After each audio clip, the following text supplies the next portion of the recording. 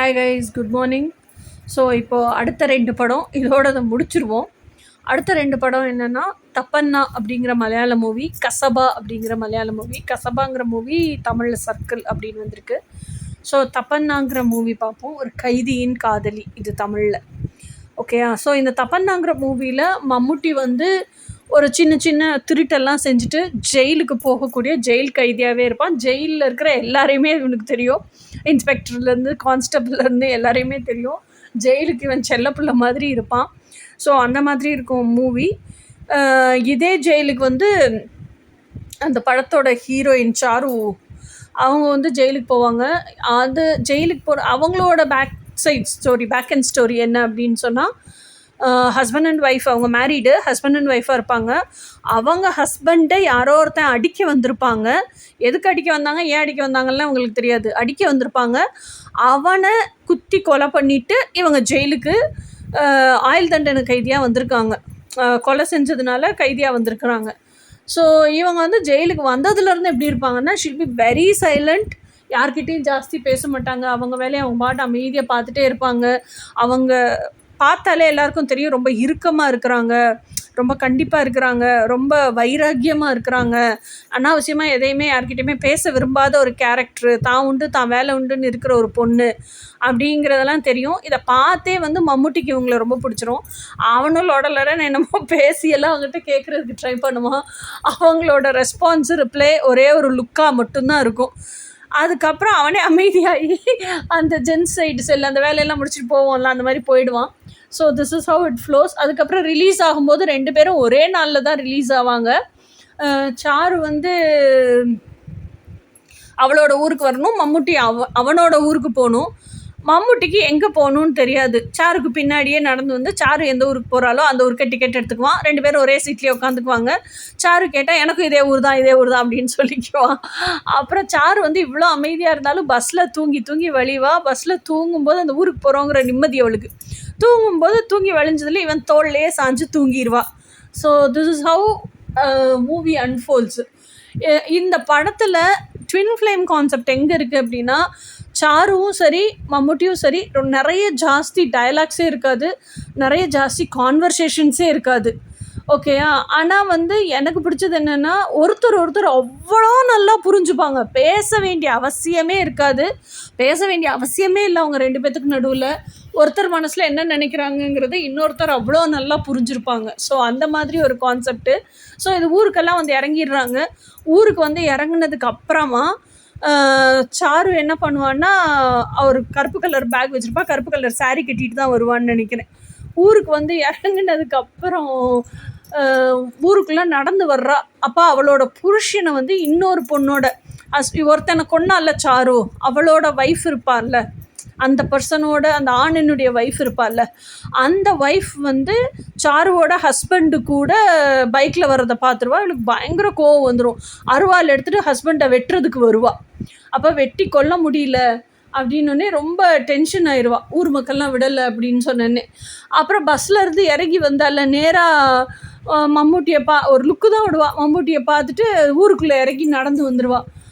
அப்புறம் இவனை வெட்ட முடியல அப்படிங்கவுமே என்ன சொல்கிறது, அவளுக்கு ஹெல்ப்பு கண்டிப்பாக அவன முறையில் ஒரு ஆள் வேணும் அப்படிங்கவுமே திடுன்னு ஓடி வருவா. அந்த டீ எஸ்டேட்டுகளுக்கெலாம் நடுவில் ஷார்ட்கட்னு கண்டுபிடிச்சி, ஐயோ பஸ் 5 நிமிஷத்தில் கிளம்பி இருக்குமே, அந்த பஸ்லேயே அவன் ரிட்டர்ன் போயிருப்பானே அப்படின்னு பதறி போய் அடித்து பிடிச்சி ஓடி வருவா அந்த பஸ்ஸை பிடிக்கிறதுக்காக, பஸ்ஸை நிறுத்துறதுக்காக. பஸ்ஸெல்லாம் ஏறி செக் பண்ணுவா. எனக்கு தெரிஞ்ச ஒருத்தர் இந்த பஸ்ஸில் இருந்தார் அப்படின்னு சொல்லிட்டு. பார்த்தா அவன் இங்கே இருக்க மாட்டான். இறங்குனதுக்கப்புறம் ஐயோ காணமேன்னு அந்த தவிப்போடே இறங்குவான். அப்புறம் பார்த்தா சைட்ல இருந்து ஒரு சத்தம் கேட்கும், இங்கே அப்படின்னு. பார்த்தா அவன் உட்காந்துருப்பான், போயிருக்க மாட்டான். அப்புறம் அவன் உட்காந்துருந்தவன் அவளை திருப்பி கூட்டிகிட்டு வருவான்ல, கூட்டிகிட்டு வரும்போதே அவள் சொல்லி தான் கூட்டிகிட்டு வருவான், நீ எனக்கு ஒரு ஹெல்ப் பண்ணணும். அவனுக்கு புரிஞ்சிரும், இவ்வளோ டயலாக் கூட பேச வேண்டியதில்லை. அவள் பையை வாங்கிக்கிட்டு, அவன் கவர் வச்சுருப்பான், அது போக அவள் பையையும் வாங்கிக்குவான். அவள் பையை வாங்கிட்டு அவன் தான் கையில் தூக்கிட்டு வருவான். அவன் கூடயே சேர்ந்து ஊருக்குள்ளே நடந்து வருவான். அந்த 2 பேரும் நடந்து வரும்போது அந்த டிவைன் மாஸ்குலைன்கிற குவாலிட்டிஸ்லாம் நான் அப்போ தான் பார்த்தேன். ஒரு பயம் இருக்காது, ஹீஸ் நாட் பிகைன் சோஷியல் கண்டிஷனிங், அந்த சோஷியல் இமேஜ் உடஞ்சி போயிருமேங்கிறதெல்லாம் அவனுக்கு கிடையாது. அழகாக அவள் கூட வேஷ்டியை மடித்து கட்டிக்கிட்டு அவளோட என்ன சொல்கிறது, ஹேண்ட்பேக்கையும் கையில் பிடிச்சிக்கிட்டு இவளுக்கான துணை நான் தான் அப்படின்னு ஊருக்கு பறைசாற்றுற மாதிரி அவ்வளோ கெத்தா தைரியமாக கான்ஃபிடென்ட்டாக அவள் கூட நடந்து வருவான். பார்த்து அவ்வளோ சூப்பராக காமிச்சிருப்பாங்க இந்த படத்தில். எனக்கு ரொம்ப பிடிச்சது. எவனாவது ஒரு ஆம்பளை இவ்வளோ தைரியமாக என்ன சொல்கிறது ஒரு கான்ஃபிடென்ட்டாக பொண்ணு கூட நடந்து வர்றானா, அதுக்கு எவ்வளோ கூசி குறுகி அப்படியெல்லாம் இருக்கானுங்க. ஸோ அந்த அந்த மாதிரி லைஃப் ஸ்டைலை வாழ்ந்துட்டு இந்த படம் பார்த்த உடனே ஐ ஃபீல் ஸோ ஹாப்பி. ஒரு ஃப்ரெண்டு கூட தைரியமாக நடந்து வர மாட்டேங்கிறான். இவன் வந்து ஒரு என்ன சொல்கிறது ஒரு ஜெயிலில் பார்த்த கைதிகளாக 2 பேரும் ஒரு புரிதல் உள்ள 2 தனிப்பட்ட இண்டிவிஜுவல்ஸாக இருந்துட்டு ஒரு உதவின்னு கேட்டோடனே நடந்து வரதை பார்த்தோன்னே எனக்கு அவ்வளோ ரொம்ப பிடிச்சிருச்சு இந்த படம். அதுக்கப்புறம் என்ன பண்ணுவான்னா ஊருக்குள்ளே வந்துட்டு வரும்போதே ஏதோ சண்டையோ ஏதோ ஒன்று அவளை காப்பாற்றுவான், எல்லாம் பண்ணுவான். அப்புறம் அவள் வீட்லேயே அவன் தங்கிக்குவா. அவள் சொல்லுவான் இந்த வீடை விற்கிறதுக்கு நீ வந்து ஆள் பாரு, வீடை விற்று காசாக்கிடலாம், அதுலேருந்து வர்ற காசில் நான் உனக்கு 70% கொடுத்துட்றேன், மீதி 30% எனக்கு வேணும், நீ அவனை கொலை பண்ணணும், யாரை சாருவோட ஹஸ்பண்டை நீ அவளை கொலை பண்ணணும் அப்படின்னு சொல்லிட்டு அவள் சொல்லியிருப்பா. சரின்னு சொல்லிட்டு அவள் கூடயே தான் இருப்பான். அந்த முன்னாடி திண்ணையிலே 2 பேரும் ஒரே வீட்டில், அவள் வீட்டுக்குள்ளே தூங்குவான், அவன் முன்னாடி திண்ணையில் தூங்குவான். ஸோ அதுக்கிடையில் அவங்க வீட்டில் வந்து அந்த சாருவோட ரிலேட்டிவ்ஸ் யாரும் இருப்பாங்க. அதில் வந்து அந்த வயசானது 2 கிழடு, அதில் வந்து அந்த ஹஸ்பண்டு வந்து ஃபஸ்ட்டு பயங்கர டாமினேட்டிங்காக இருந்து ஒய்ஃபை போட்டு அடிச்சிருப்பான். இப்போ அந்த ஒய்ஃபுக்கு புத்தி பேதலிச்சு என்ன பண்ணுவான்னா அந்த ஒய்ஃப் இந்த ஹஸ்பண்டை போட்டு மிரட்டிக்கிட்டே திரிவான். அதெல்லாம் வச்சுக்கிட்டு இவன் வந்து பயங்கர ஜோக் அடிப்பான். ஸோ ஆக்சுவலாக இவன் எப்படி இருப்பான்னா ஊர் மக்களோடையே நல்லா பழகிடுவான், இந்த ஃபேமிலியோடையே நல்லா பழகிடுவான், அவளுக்கும் பயங்கர ப்ரொடெக்டிவாக இருப்பான். அதே மாதிரி அவளுக்குள்ளே இருக்கிற அந்த வெறியை வந்து அவன் குறைச்சிக்கிட்டே வருவான். அந்த கொலை பண்ணணுங்கிற வெறியை விட்டு நல்லா வாழணுங்கிறத வந்து ஆக்ஷன் வைஸே அவளுக்கு அந்த ஹீலிங் நடக்கும். அவளுக்கு அந்த மாதிரி இருப்பான் அவனும். அவன் கூட சேர்ந்தா நம்ம ஹாப்பியாக இருப்போம், நல்லா வாழ முடியுங்கிற நம்பிக்கை அவளுக்கு வரணும் இல்லை, அது வெளியே பேசிக்கலனாலும் அவனோட ஆக்ஷன்ஸ்லேருந்து அவளுக்கு வரணும் இல்லை, அதெல்லாம் வர்ற மாதிரி அவன் இருப்பான். ஸோ இந்த படம் வந்து ஃபுல்லாக முழுக்க இப்படி தான் இருக்கும். கடைசியில் வந்து அவன் என்ன சொல்கிறது அந்த மணி, அவன் பேர் சாருவோட ஹஸ்பண்ட் பேர் மணி, அவன் வந்து பயங்கரமாக ஒரு ஸ்டேஜில் அவனுக்கு தெரிய வந்துட்டு அந்த ஊரில் இருக்கிற போலீஸ் இன்ஸ்பெக்டர் எல்லாமே கூட மம்முட்டிக்கு தெரியும். அவங்க எல்லாருமே மம்முட்டிக்கு ஹெல்ப் பண்ணுவாங்க. ஓகே, அப்போது ஒரு எர்த்லி மாஸ்குலைன் கன்னிங் மாஸ்குலைன் எப்படி இருப்பான் அப்படின்னு இந்த படத்தோட வில்லனை பார்த்தா தெரிஞ்சுக்கலாம். ஒரு நார்சிஸ்ட், ஒரு கம்ப்ளீட்லி மேனிப்புலேட்டிவ் நார்சிஸ்ட் எப்படி இருப்பான்னு, ஒரு டிவைன் மாஸ்குலைன் எப்படி இருப்பான்னு மம்முட்டி இந்த படத்தில் பார்த்தா தெரிஞ்சுக்கலாம். அப்போது இந்த மம்முட்டி வந்து எல்லாருக்கூடையும் நல்லா பழகிடுவான், எல்லாம் இது பண்ணுவான். அப்போ வந்து ஒரு சீனில் வந்து அவனே தேடி வந்து அடிக்க வருவான் மம்முட்டியை. அப்போ மம்முட்டி போட்டு நல்லா அவனை அடிச்சிட்டு அப்போ ஏதோ ஒரு விஷயம் நடக்கும். இவன் வந்து ஆமாம் அந்த சாரு வந்து ஒருத்தனை கொலை பண்ணிட்டு தானே ஜெயிலுக்கு போனான், கொலை பண்ணவனோட ஒய்ஃபோட தானே இப்போ இவன் இருந்துகிட்ருக்கான். அதை வந்து எக்ஸ்போஸ் பண்ணணும், இவன் வந்து சரியான பொம்பளை பொறுக்கி, இந்த மணி வந்து பொம்பளை பொறுக்கிங்கிறத எக்ஸ்போஸ் பண்ணணும் அப்படின்னு சொல்லிட்டு அந்த ஒய்ஃப் இறந்தவனோட ஒய்ஃபையும் விட்டுட்டு அவன் வந்து வேற ஒரு பொண்ணு கூட இன்டிமேட் ரிலேஷன்ஷிப்பில் சும்மா இருந்துகிட்ருப்பான். அந்த வெறும் ஃபிசிக்கல் ரிலேஷன்ஷிப்புக்காக இருந்துகிட்ருப்பான். அந்த எங்கே இருக்கானோ அங்கேயே போய் கண்டுபிடிச்சி போலீஸ் எல்லாம் இவனுக்கு தெரியும்ல மம்முட்டிக்கு, போலீஸையும் கூட்டிகிட்டு போய் அவனை வந்து அரெஸ்ட் பண்ணி கூட்டிகிட்டு வருவாங்க. ஸோ இது வந்து அந்த பொண்ணு இருக்கால்ல, அந்த இறந்தவனோட ஒய்ஃப், அவளுக்கும் தெரிஞ்சிடலாம் அப்போ இவன் நமக்கும் துரோகம் பண்ணிட்டான் அப்படிங்கிறத தெரிஞ்சு அவளை கடைக்கு ஏற்ற மாட்டான், ஒன்றும் செய்ய மாட்டான். அதுக்கப்புறம் இவன் வந்து என் கடைக்குள்ளெல்லாம் நீ வராத வைக்காதன்னெலாம் சொல்ல உடனே அவனுக்கு மணிக்கு ரொம்ப கோவம் வந்துடும். நானே இந்த ப்ராஃபிட்ஸ் எல்லாம் இருக்கனால தான் அவனை வச்சுக்கிட்டு இருக்கேன் அப்படி இப்படின்னு போட்டு அவன் அடிக்கிறதுக்கு வருவான். அப்போ அவளை காப்பாற்றுறதுக்கும் மம்முட்டி தான் போவான். அப்போ மம்முட்டி போய் என்ன பண்ணுவான்னா இந்த மணியை அடித்து போட்டுட்டு அவளை காப்பாற்றுவான், அந்த இறந்தவனோட ஒய்ஃபை காப்பாற்றுவான். அப்போ அவகிட்டையும் சொல்லிட்டு வருவான், அவளுக்கு புருஷன், அதாவது என்ன சொல்லுவான்னா சார்மி புருஷன் உனக்கு தெரிஞ்சே தானே இவன் கூட நீ கனெக்ஷன் வச்சுக்கிட்ட, உன் புருஷனுக்கு நீ பண்ணின துரோகத்துக்கு நீ அனுபவிச்சு தான் ஆகணுங்கிற மாதிரி சொல்லிட்டு வருவான். அப்போ சொல்லிட்டு என்ன சொல்கிறது, அப்போ கீழே விழுகும்போது இவன் அடிச்சிருவான்ல, மணி கீழே விழுகும்போது பார்த்தா எதிர்த்த கடை தான் புருஷன் கடையாக இருந்திருக்கும் ஃபஸ்ட்டு அவன் உயிரோடு இருந்தப்போ. அந்த கடையில் அவன் ஃபோட்டோலாம் மாற்றி மாலையெல்லாம் போட்டிருப்பாங்க, அப்படி ரொம்ப சென்டிமெண்டலாக காமிச்சிருப்பாங்க. அவள் வந்து அவங்கிட்ட சாரி கேட்குற மாதிரி அந்த மாதிரி சீனெல்லாம் அமைச்சிருப்பாங்க. அப்போது ஒரு பொண்ணோட லைஃப்பை கெடுக்கிறோன்னு கூட நீ யோசிக்காமல் அவளோட லைஃப்பை நீ பிடுங்கிட்ட தானே, அப்போ அதுக்கெல்லாம் கண்டிப்பாக கடவுள் உனக்கு தண்டனை கொடுத்து தானே தீர்வார் அப்படின்லாம் மம்முட்டி அவளையும் பேசி திட்டிடுவான்.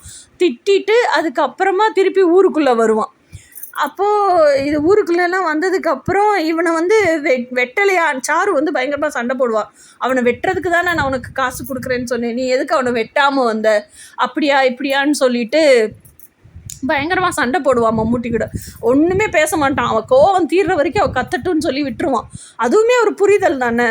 அதுக்கப்புறம் கோவம்லாம் தீர்ந்ததுக்கப்புறம் வெட்டிட்டு திருப்பி நம்ம வாழ்க்கையே நம்ம அமைதியாக பேசுவோம். இதெல்லாம் நம்ம வாழ்க்கையே நம்ம நாசம் பண்ணிக்கணும், நம்ம தனியாக போய் எங்கேயோ ஒரு இடத்துல போய் நம்ம செட்டில் ஆகலாம்ல அமைதியாக அப்படின்னு சொல்லிட்டு, இந்த வீடையும் விற்றுட்டே இல்லை காசு கிடச்சிச்சில்ல, அந்த காசை வச்சு நம்ம புது லைஃப் ஸ்டார்ட் பண்ணலாம்ல அப்படின்னு சொல்லிட்டு படத்தை முடிச்சுட்டு ஒரு பெரிய லாரி வரும்.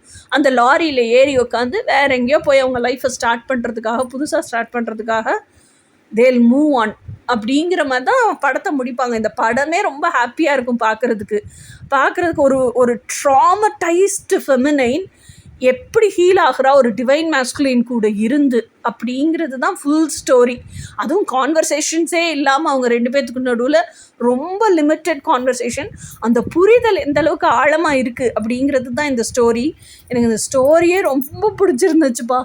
அதனால் I definitely wanted to point out this story. அதை காமிக்கணும் அப்படிங்கிறதுக்காகவே இங்கே நான் எடுத்துகிட்டு வந்தேன். இது ட்வின் ஃப்ளேம் ஸ்டோரி தான் ஆக்சுவலாக. ஏன்னா ட்வின் ஃப்ளேம்ஸ் தவிர நார்மலாக இருக்க வேறு யாருக்கும் இந்த அளவுக்குமான பேசாமலே எப்படி இந்த அளவுக்கான புரிதல் வரும். ஓகேயா? So this is what is about this movie. அடுத்த மூவி பார்க்கலாம், கசபா. கசபாங்கிறதும் வந்து அந்த டிவைன் மேஸ்குலின் சம்மந்தப்பட்ட மூவி தான், சர்க்கிள் தமிழில். ஸோ அதுக்கு போகலாம். கசபா மூவி அந்த கைதியின் காதலி ஒரு ரேஞ்சுன்னா கசபா மூவி இன்னொரு ரேஞ்சு. கசபா மூவி எப்படி இருக்கும் அப்படின்னு சொன்னால், எனக்கு டிப்பிக்கல் என்னோடய ரியாஸை பார்த்த மாதிரியே இருந்துச்சு இந்த மூவியில். ஏன்னா கசபாவில் அந்த லீட் ஆக்டராக மம்முட்டி நடிச்சிருப்பார்ல, அந்த மம்முட்டியினுடைய எனர்ஜி எசன்ஸு அப்படியே வந்து எனக்கு என்னோடய ரியாஸோட எசன்ஸ் மாதிரியே தெரிஞ்சுது.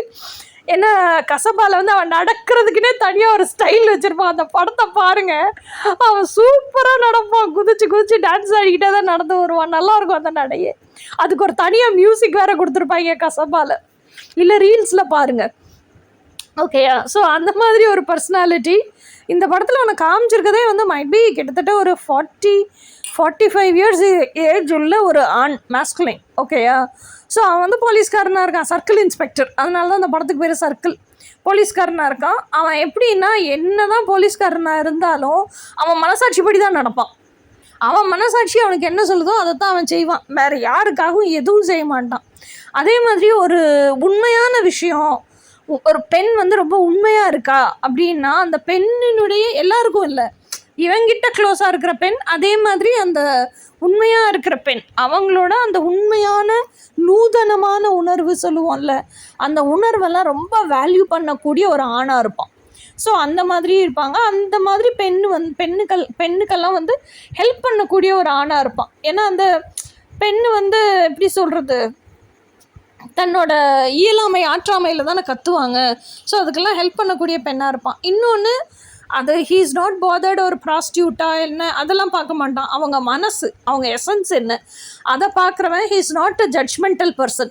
இப்படி தான் காமிச்சிருப்பாங்க. ஸோ டிப்பிக்கலி ஒரு டிவைன் மாஸ்குலைன் கேரக்டர்ஸ் என்னெல்லாம் இருக்குமோ அதெல்லாம் இருக்கிற ஒரு ஆணாக தான் இந்த படத்தில் வந்து மம்முட்டியை காமிச்சே இருப்பாங்க, சித்தரிச்சிருப்பாங்க அந்த கதையில். அதுக்கப்புறம் இவனுக்கு ஒரு ப்ராஸ்டியூட்டை பிடிக்கும்னு வச்சுக்கோங்களேன். அவளே வந்து ப்ராஸ்டியூஷன் தொழில் பண்ணி தான் சம்பாதிக்கிறாள். பட் ஸ்டில் அவளை வந்து இவன் ரேங்க் ஆஃபீஸரோட சர்க்கிள் இன்ஸ்பெக்டரே வேற ஒருத்தர் வந்து ஒரு மாதிரி சீட் பண்ணி கேவலமாக நடத்துறது இவனுக்கு பிடிக்காது. அந்த படத்துலேயே அது காமிச்சிருப்பாங்க. அது ஃபஸ்ட்டு சீனு, மம்முட்டி இன்ட்ரடக்ஷன் சீனே அதுதான். ஸோ அந்த பொண்ணுக்காக போய் ஹெல்ப்புக்கு நிற்கிறது, அந்த பொண்ணுக்காக வந்து நீ எப்படி ஏமாற்றலாம், அவகிட்ட காசு எப்படி பிடுங்கி சாப்பிட்லான்னு அந்த சர்க்கிள் இன்ஸ்பெக்டர் போட்டு அடின்னு அடிச்சுட்டு வருவான். அந்த சர்க்கிள் இன்ஸ்பெக்டர் கூடயே ஒரு கான்ஸ்டபிள் இருப்பான். அந்த கான்ஸ்டபிளும் பாதி காசு சர்க்கிள் இன்ஸ்பெக்டர் எடுப்பான், பாதி காசு கான்ஸ்டபிள் எடுப்பான். அதனால 2 பேரையும் வச்சு ரொம்ப கேவலமாக திட்டி அடிச்சுட்டு வருவான். இந்த ப்ராஸ்டியூட்டையும் வா அப்படின்னு கூட்டிகிட்டு வந்துடுவான். ஸோ இதுதான் ஃபஸ்ட்டு இன்ட்ரொடக்ஷனே மம்முட்டிக்கு இந்த படத்தில். சூப்பராக இருக்கும். ஸோ ஒரு ப்ராஸ்டியூட்டாக இருந்தால் கூட அவளுக்கு அதுதான் தொழில், அவள் தொழிலாக தான் செய்கிறா அப்படிங்கிற மாதிரி பார்ப்பானே தவிர அவளை ஜட்ஜ்மெண்டலாக பார்க்க மாட்டான். அவளை வந்து அவனுக்கு பிடிக்கவும் செய்யும். அதுக்கப்புறம் இந்த கம்ப்ளைண்ட் வந்து அவங்க ஐஜி கிட்ட போகும். அப்போ ஐஜி கிட்ட போய் இவன் வந்து ஐஜிவை கூப்பிட்டு விட்ருக்காருன்னே பார்க்குறதுக்கு போகிறான் ஐஜியை. ஐஜிக்கிட்டே என்ன கேட்பான், எனக்கு எங்கே ட்ரான்ஸ்ஃபராக சஸ்பென்ஷனான்னு கேட்பான். நீங்கள் எதை கொடுக்குறீங்களோ பனிஷ்மெண்ட் அதை கொடுங்க, நான் அதை அக்செப்ட் பண்ணிக்கிறதுக்கு ரெடியாக இருக்கேன் அப்படின்ட்டு தான் ஐஜிக்கிட்டே பேசுவான். ஆக்சுவலாக ஐஜிக்கும் வந்து மம்முட்டியை ரொம்ப பிடிக்கும்.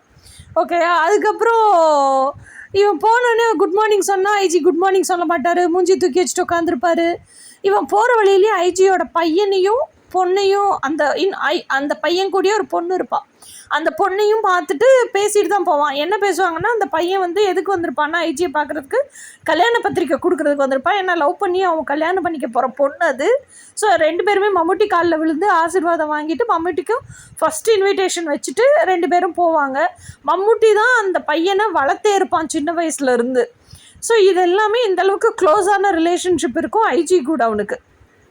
அப்புறம் ஐஜியோட கேபினுக்குள்ளே வருவான். ஐஜியோட கேபினுக்குள்ளே வந்து ஐஜி குட் மார்னிங் சொன்னால் ஒன்றும் பேச மாட்டாங்க, உட்காந்துருவான். போய் நான் உட்கார சொன்னேனா அப்படின்னு கோபமாக கேட்பார் ஐஜி. ஸோ இந்தளவுக்கு அந்த க்ளோஸ்னஸை அந்த படத்தில் காமிச்சிருப்பாங்க. இவன் எந்த அளவுக்கு நல்லவனாக இருக்கான், ஸோ ஐஜிக்கு எந்த அளவுக்கு பிடிக்குது, இவன் ட்ரபிளில் மாட்டிக்கக்கூடாதுன்னு சொல்லிட்டு ஐஜி எந்தளவுக்கு இது பண்ணுறாரு அப்படின்னு சொல்லிட்டு அக்கறை செலுத்துறாரு, அதனால எப்படி கோவப்படுறாரு, அதெல்லாமே இந்த படத்தில் காமிச்சிருப்பாங்க. ஸோ இவன் என்ன சொல்லுவான்னா, எனக்கு மனசுக்கு சரின்னு பட்டது தான் நான் செஞ்சேன்.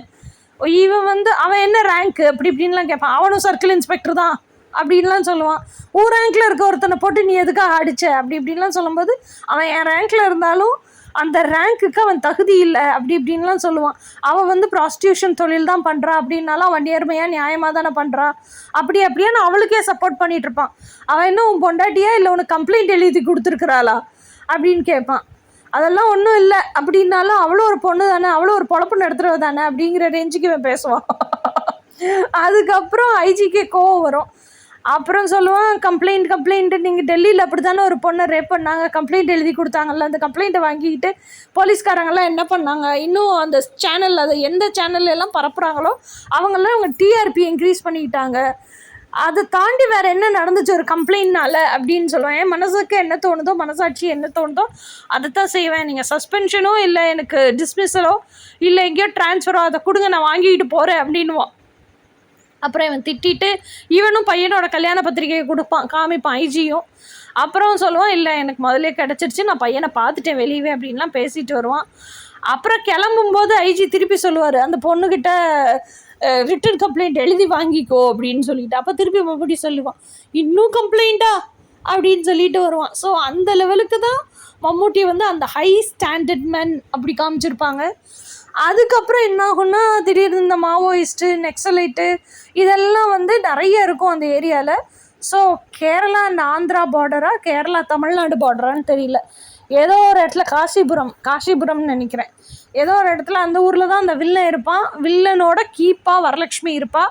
வரலட்சுமி வந்து ஒரு பெரிய ப்ராஸ்டியூஷன் இன்ஸ்டியூஷன் வச்சு நடத்திக்கிட்டு இருக்கிறா. இப்படி தான் வில்லனோட ஸ்டோரியை இன்ட்ரடியூஸ் பண்ணுவாங்க. ஓகேயா, வில்லனுக்கு ஆல்ரெடி கல்யாணம் ஆகி 2 வைஃப் இருக்குது, அது போக வரலட்சுமி கீப்பு. ஸோ இந்த மாதிரி தான் இன்ட்ரடியூஸ் பண்ணுவாங்க. எதுக்காக அந்த ஊரை காமிக்கிறாங்கன்னா, அந்த ஊருக்கு போகும்போது தான் பையனுக்கும், அதாவது அந்த ஐஜியோட பையனையும் பொண்ணையும் வந்து ஏதோ பாம்பு பிளாஸ்டில் ஜீப்போட வச்சு பிளாஸ்ட் பண்ணிடுவாங்க. ஸோ அதுக்கு வந்து ஐஜி வந்து அப்படி அழுவார். இவன் வந்து பயங்கரமாக அழுக மாட்டான், வைராக்கியமாக நிற்பான். ஆனால் அவனுக்கு என்னென்னா அந்த அளவுக்கான ஒரு, அதாவது அவன் எப்படி காமிச்சிருப்பாங்கன்னா, is a divine masculine who takes actions, who is not who has mastered his emotions, அப்படி தான் காமிச்சிருப்பாங்க மம்முட்டியை. அதுக்கப்புறம் அவன் என்ன பண்ணுவான்னா, நீங்கள் என்ன பண்ணுவீங்களோ ஏது பண்ணுவீங்களோ எனக்கு தெரியாது, ஐஜிகிட்ட போய் பேசுகிறான். இறந்தது நம்ம பசங்க, என்ன காரணம், எப்படி இறந்தாங்க, கண்டிப்பாக நம்ம தெரிஞ்சுக்கணும், எவ்வளோ ஆக்ஷன் ஓரியன்டாக இருக்காங்கிறதுக்கு சொல்கிறேன், தெரிஞ்சுக்கணும். நீங்கள் அதை சஸ்பென்ஷனாக கொடுப்பீங்களா, இல்லை என்னை வேலை விட்டு எடுப்பீங்களா, என்னமோ பண்ணுங்கள், எப்படினாலும் சஸ்பெண்ட் பண்ணிங்கனாலும் எனக்கு 1 வாரம் 10 நாள் டைம் கிடைக்கும்ல, உங்கள் பர்மிஷனுக்காக கூட வெயிட் பண்ணிட்டு இருக்க மாட்டேன், நான் அந்த ஏரியாவுக்கு போய் நான் கண்டிப்பாக என்ன நடந்துச்சுங்கிறத கண்டுபிடிப்பேன், நீங்களே அனுப்பிச்சி வச்சிங்கன்னா ட்ரான்ஸ்ஃபர் பண்ணுங்கள், நான் அந்த ஊருக்கு போகிறேன் அப்படின்னு நிற்பான். அப்போ அவரே ட்ரான்ஸ்ஃபர் பண்ணிடுவார். அப்போ அந்த காசிபுரத்துக்கு போய் இன்சார்ஜ் எடுப்பான். அப்போ இன்சார்ஜ் எடுக்கும் போது தான் இந்த ரெட் கலர் ட்ரெஸ்ஸில் போட்டு அந்த ஜிப்பா மாதிரி போட்டிருக்காருல அதில் போட்டு போகும்போதே ஒரே அமர்க்கலமாக இருக்கும், பாட்டு சாங்கு. அப்போ தான் வரலட்சுமியை ஃபஸ்ட்டு அந்த ஜீப் ஓட்டிகிட்டு போகிறான் அந்த டிரைவரு, அந்த ஜீப்பில் பார்க்குறான். அப்போ இவன் காரை வந்து ராங்கா மோதிடுவானா இல்லை மக்களுக்கு நடுவில் பேன் ஆரன் அடிச்சுட்டு வருவானோ ஏதோ ஒன்று. எதுக்கு இப்படி பப்ளிக் நியூசன்ஸ் பண்ணுற அப்படின்னு சொல்லிட்டு அந்த டிரைவரை இறங்கடான்னு சொல்லிட்டு போட்டு அடிப்பான். அப்போ அடிக்கும்போது வரலட்சுமி வந்து ரொம்ப ரைட் ராயலாக ராங்கித்தனமாக பேசுவாள். யார்ரா நீ அப்படிங்கிற ரேஞ்சுக்கு பேசுவாள். நீ யார் அப்படின்னு பேசுவான். அப்புறம் கொஞ்சம் அடங்கி நில்லுடி அப்படின்னு அவளே அடக்கிடுவான் அவன். இதெல்லாம் வந்து அந்த காசிபுரம் மக்கள் இப்போ தான் லைஃப்பில் ஃபஸ்ட் டைம் அவங்க வரலட்சுமியை ஒருத்தன் பிடிச்சி அடக்கிறதையே பார்க்குறாங்க. அப்படி இருக்கும் அந்த ஸ்டோரியே, நல்லாயிருக்கும். அதெல்லாம் இந்த டிவைன் மாஸ்குலின் கேரக்டர், யாருக்கும் எதுக்கும் பயப்படாத ஒரு கேரக்டரு. அதே மாதிரி தான் நடக்கிறதும் நியாயமாக தான் நடக்கிறோம் அப்படிங்கிறதுல ஊர்ஜிதமாக உறுதியாக இருப்பாங்களா, அந்த மாதிரி ஒரு கேரக்டராக ரஃப் அண்ட் டஃப்பாக வெளியே காமிச்சிருப்பாங்க. ஆனால் உள்ளுக்குள்ளே ஆக்சுவலாக அவன் ரொம்ப சாஃப்ட்டு. போய் அந்த போலீஸ் ஸ்டேஷனில் இன்சார்ஜ் எடுத்து இது பண்ணுவான். அந்த கேஸ் ஃபைல்ஸ் எல்லாம் ரீட் பண்ணிகிட்டு இருப்பான். அப்போ தான் முகுந்தன் ஒரு கான்ஸ்டபிள் இருப்பான். அந்த கான்ஸ்டபிள் வந்து ஆக்சுவலாக அந்த வில்லனோட ஆள். அந்த வில்லன் வந்து பாலிட்டிக்ஸில் எல்லாம் இருப்பான். ஸோ அந்த வில்லனோட ஆளுங்கிறது இவனுக்கு அதான் என்ன சொல்கிறது, சந்தேகம் இருக்கும். ஆனால் அதை கீட்டெல்லாம் குறைய மாட்டான். அந்த ஃபைலை விழுந்து படிச்சுக்கிட்டு இருப்பான். அப்போ அவனே தான் சொல்லுவான், இந்த ஃபைலை வந்து விழுந்து படிக்காதீங்க சார், ஆக்சுவலாக என்ன நடந்துச்சோ நான் சொல்கிறேன் அப்படின்னு சொல்லிவிட்டு அவன் ஸ்டோரி சொல்ல ஆரம்பிப்பான்.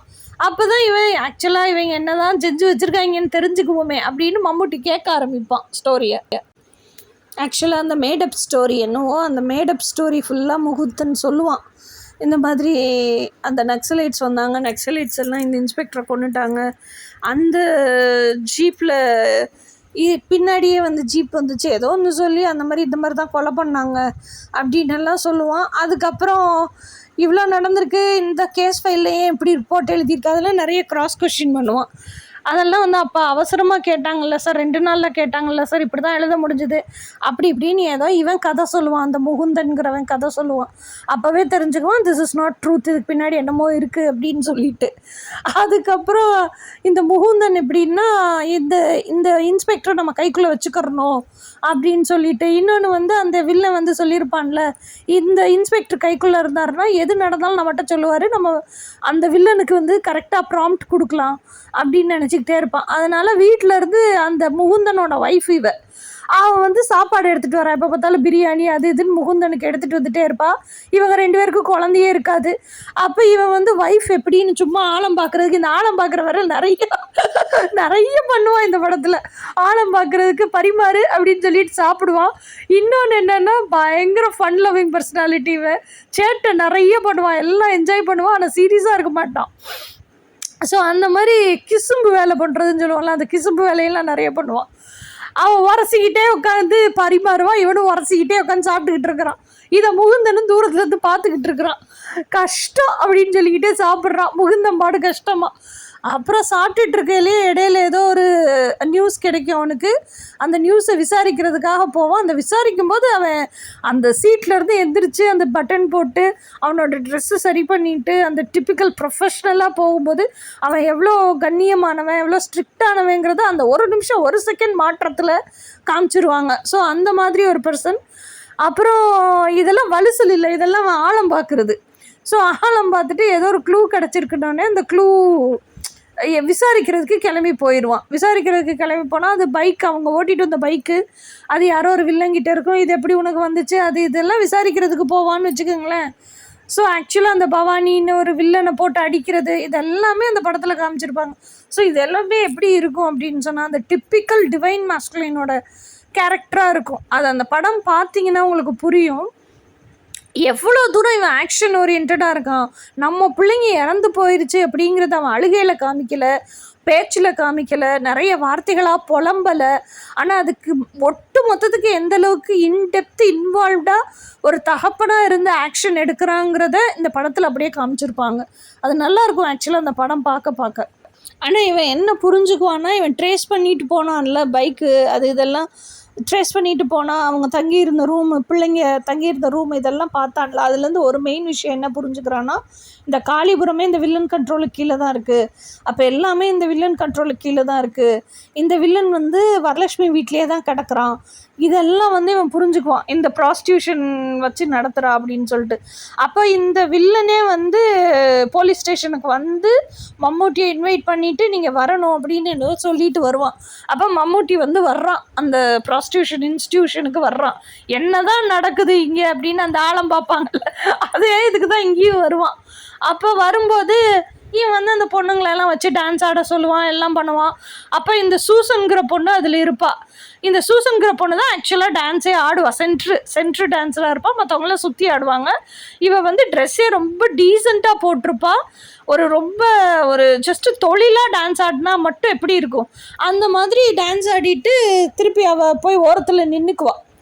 ஸோ அப்போ இவனுக்கு ரொம்ப பிடிச்சிரும் இந்த பொண்ணை. அதுக்கப்புறம் தொழிலுக்காக தான் அவன் பண்ணுறாங்கிறத அவன் புரிஞ்சுக்குவான். ரொம்ப பிடிச்சிரும், ரொம்ப ரெஸ்பெக்ட் கொடுப்பான். அதுக்கப்புறம் ஏதோ இன்சல்ட் பண்ணுவாள் வரலட்சுமி. அதுக்கு பதிலுக்கு இவனும் பயங்கரமாக பதிலடி கொடுத்துட்டு வருவான். அதெல்லாம் அந்த சீனெல்லாம் சூப்பராக காமிச்சிருப்பாங்க. அதாவது என்ன சொல்லுவான்னா, நீ நினச்சாலும் நீ நினைக்கிற அளவு என்ன காசு செலவழித்தாலும் இந்த மாதிரி பொண்ணுங்கள்லாம் கிடைக்க மாட்டாங்க, உனக்கு கிடைக்கிறது லாட்ரி அடிச்சிருக்குன்னு நினச்சிக்கோ அப்படின்னு சொல்லுவாள். என்னமோ சொல்லுவாள் வரலட்சுமி. அதுக்கு இவன் சொல்லுவான், நான் என் சம்பளத்தில் நான் சம்பாரித்த காசுலேருந்து நான் காசு கொடுக்குறேன், ஆனால் நீ அவளுங்களை வச்சு சம்பாரித்து அந்த சம்பாத்தியத்தில் நீ பவுட்ரு வாங்கி பூசாத, நான் கொடுக்குற காசை வச்சு பவுட்ரு வாங்கி பூசுன்னு இவன் இன்சல்ட் பண்ணிவிட்டு பயங்கரமாக பதிலடி கொடுத்துட்டு போவான். நான் செலக்ட் பண்ண நான் லாட்ரியாக தான் செலக்ட் பண்ணுவேன், சில்லறையெல்லாம் செலக்ட் பண்ண மாட்டேன்னு சொல்லிட்டு, நான் எனக்கு வேணும்னா நீ தான் வேணும்னு சொல்லிட்டு போவான் வரலட்சுமியை பார்த்து. அந்த டயலாக்ஸே சூப்பராக இருக்கும், சூப்பராக இருக்கும். ஆனால் வந்து இங்கே ஆழம் பார்த்து தெரிஞ்சுக்குவான். ஸோ இங்கே இதுதான் நடக்குது, ஸோ இப்படி தான் இவன் கண்ட்ரோலுக்குள்ளே வச்சுருக்கான் காசிபுரத்தையா ஏதோ ஒன்று, அதெல்லாம் வந்து புரிஞ்சுக்குவான் இவன். ஹவு சிஸ்டம் ஒர்க்ஸ் அவுட் அப்படிங்கிறத புரிஞ்சுப்பான்.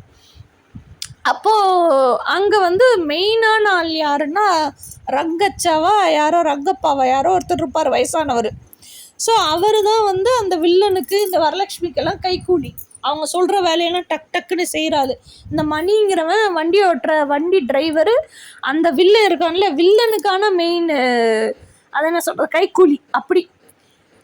அதுக்கப்புறம் இவன் அதாவது இங்கே இந்த ப்ராஸ்டியூஷன் இன்ஸ்டியூஷனில் வெளியே போனதுக்கு அப்புறமா இவன் மம்மூட்டி என்ன பண்ணுவான் அப்படின்னா, இவளை இப்படியே விட்டு வச்சா சரி இருக்காது, மிரட்டி வைக்கணும் அப்படிங்கிற ரேஞ்சுக்கு ஒரு நாள் சர்ச்சுக்கு வருவான், ப்ராஸ்டியூஷன் இன்ஸ்டியூஷனுக்கு.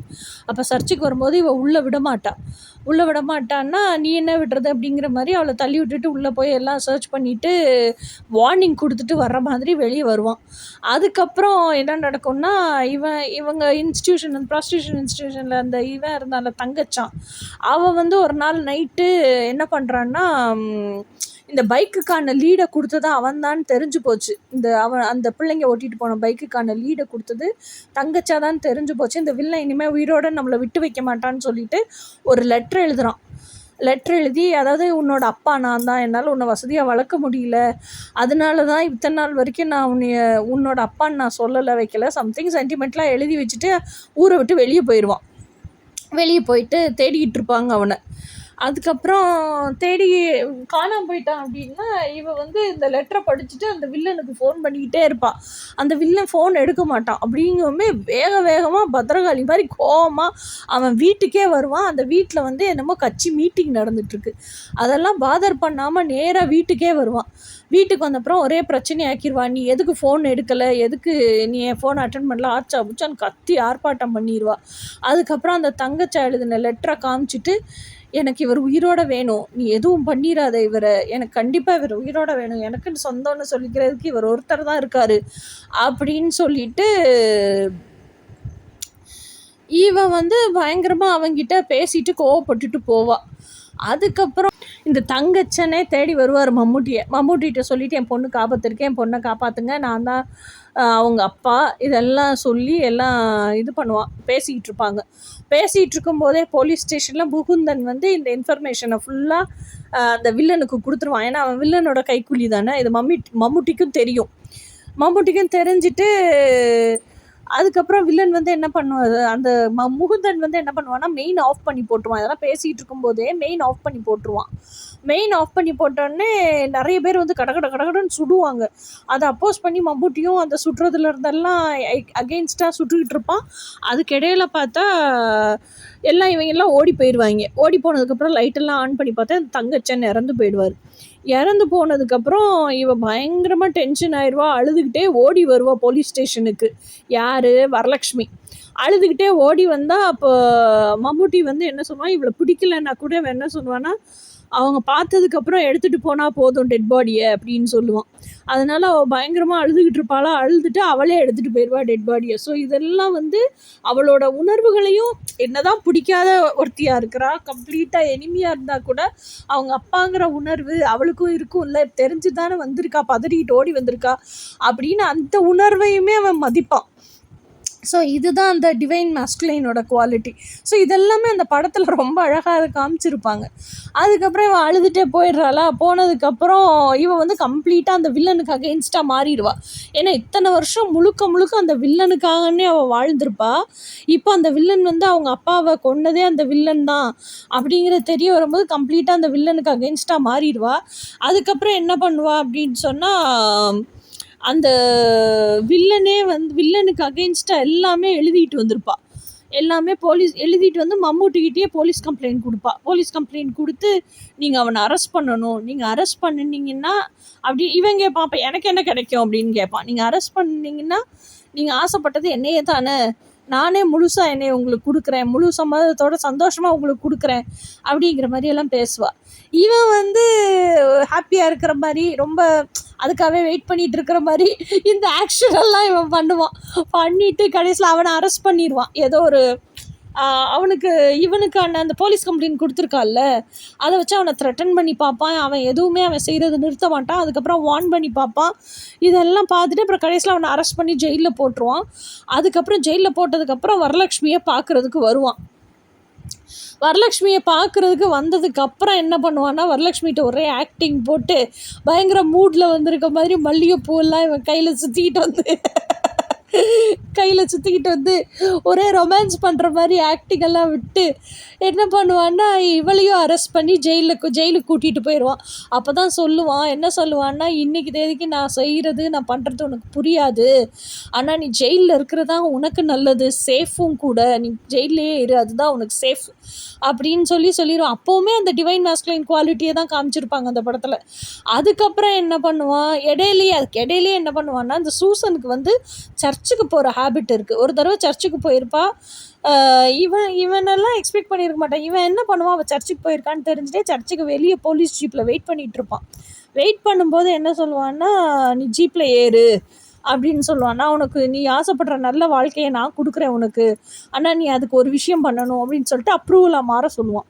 இவளும் சரி அப்ரூவலாக மாறிடுவா. அதுக்கப்புறம் படம் முடியும் போது இவளெல்லாம் அரெஸ்ட் பண்ணிட்டான்ல, அரெஸ்ட் பண்ணி ஜெயிலில் எல்லாம் போட்டாச்சுல, அதுக்கப்புறம் என்ன காமிப்பாங்கன்னா, கம்ப்ளீட்டாக இவனோட ஜீப்பில் வர்றான். சூசனை வந்து ஜீப்பில் ஏற்றிட்டு 2 பேரும் எங்கேயோ ரொம்ப தூரத்து பிளேஸுக்கு போகிற மாதிரி ஃபினிஷ் பண்ணியிருப்பாங்க மூவியை.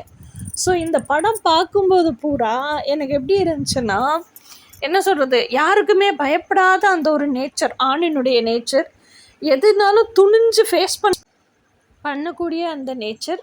அதுக்கப்புறம் அந்த தன்னோட மனசாட்சிக்கு சரின்னு எதப்படுதோ அதை தைரியமாக யாருக்கும் பயப்படாமல் செயலாக்கம் பண்ணக்கூடிய ஒரு நேச்சர். அதே மாதிரி எனக்கு நீங்கள் பனிஷ்மெண்ட் தரீங்களோ எது பண்ணுறீங்களோ எனக்கு நான் செஞ்சது ரைட்டு அப்படின்னு நிற்கக்கூடிய, தன்னோட இதுக்காக ஸ்ட்ராங்காக நிற்கக்கூடிய ஒரு நேச்சர். இது எல்லாமே இன்னொன்று பெண்ணினுடைய உணர்வுகளை மதிக்க தெரிஞ்ச ஒரு நேச்சர். அது யாரையும் ஜட்ஜ் பண்ணாமல் இருக்கக்கூடிய ஒரு நேச்சர். அதே நேரத்தில் அவனோட வேலைன்னு வரும்போது கரெக்டாக அந்த வேலையை செஞ்சு, அதாவது இன் அண்ட் அவுட்டு அதோடைய ஆணி வேர் வரைக்கும் போய் கண்டுபிடிச்சி அதுக்கு யார் யார் சம்மந்தப்பட்டிருக்காங்களோ அவங்க மேலெல்லாம் ஆக்ஷன் எடுத்து துவம்சம் பண்ணக்கூடிய ஒரு நேச்சர். இது எல்லாமே அந்த டிப்பிக்கல் டிவைன் மாஸ்குலைனோட குவாலிட்டிஸாக, கேரக்டரிஸ்டிக்ஸாக, நம்ம ஆண் அப்படின்னு செட் பண்ணி வச்சுருப்போம்ல ஒரு ஸ்டாண்டர்ட்ஸ், அதுக்கான ஒரு ஆணாக நான் இந்த படத்தில் இதை பார்த்தேன். அதுவும் போக வந்து இது ட்வின் ஃப்ளேம் ஸ்டோரி அப்படிங்கிறது கிடையாது, இது இந்த டிவைன் மாஸ்குலைனுக்கான ஒரு கதை. ஏன்னா கடைசியில் அவன் வந்து ஒரு ப்ராஸ்டியூஷன் இன்ஸ்டியூஷனில் இருந்த பொண்ணை தான் கூட்டிகிட்டு போய் வாழ வைக்கிறான், இல்லை வாழ்கிறான். அப்படிங்கிற பட்சத்தில் அவனுக்கு பிடிச்சிருக்கு. அப்படிங்கிற பட்சத்தில் அந்த பொண்ணு மேலேயும் அவனுக்கு ஜட்ஜ்மெண்ட் கிடையாது, ஒரு நல்ல ஒப்பீனியன் இருக்குது. உண்மையிலேயே ஆத்மார்த்தமாக அந்த பொண்ணை பிடிச்சிருக்கு. அப்படிங்கிறதெல்லாம் எத்தனை ஆண் அப்படி இருப்பாங்கன்னு நமக்கு தெரியாது. டைவர்ஸ் ஆன ஒரு பொண்ணை கல்யாணம் பண்ணாலே அந்த முதல் கல்யாணத்தை, அந்த முதல் வாழ்க்கையை பற்றி குத்தி காமிச்சு பேசுகிற ஆண்களை தான் நான் நிறைய பேரை பார்த்துருக்கேன். இந்த அளவுக்கு பெருந்தன்மையாக ஆத்மார்த்தமாக இருக்கிற ஒரு ஆணை நான் பார்க்குறது, அதுவும் ஒரு நடிப்பு மூலியமாக பார்க்குறது கூட எனக்கு ரொம்ப ஒரு பிடிச்ச விஷயமாக தான் இருந்துச்சு.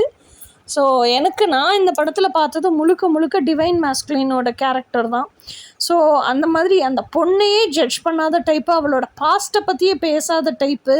இப்போ நீ அட் ப்ரெசண்ட்டில் இருக்கிற உன்னையே எனக்கு பிடிச்சிருக்கு. உன்னோட ஆக்சுவல் கேரக்டர், உன்னோட நேச்சர், உன்னோட பிஹேவியரல் ஆட்டிடியூட்ஸ், இதெல்லாமே எனக்கு பிடிச்சிருக்கு. எனக்கு நீ போதும் அப்படிங்கிற ஒரு ஆணை இந்த படத்தில் தான் நான் ஃபஸ்ட் டைம் ஃபுல் ஃபார்மில் பார்க்குறேன். அதனால எனக்கு இந்த படம் ஆக்சுவலாக ரொம்ப ஹார்ட் டச்சிங்காக இருந்துச்சு, ரொம்ப பிடிச்சிருந்துச்சு. ஜட்ஜ்மெண்டல் இல்லாத ஒரு ஆண், பாஸ்ட்டை பற்றியே பேசாத ஒரு ஆண், அந்த பாஸ்ட்டே தேவையில்லைன்னு நினைக்கிற ஒரு ஆண். நிஜமாகவே வந்து இந்த படம் அட்மையரபிளான ஒரு மூவி தான். சான்ஸ் கிடச்சா பாருங்கள். நான் சொல்கிறத காட்டிலும் நீங்கள் பார்த்தீங்கன்னா தான் அதனுடைய இன்டெப்த்து உங்களுக்கு புரியும். ஸோ அந்த கம்பீரமான ஆண் அப்படிங்கிறதுக்கான கம்பீரம் இந்த படத்தில் தெரியும்.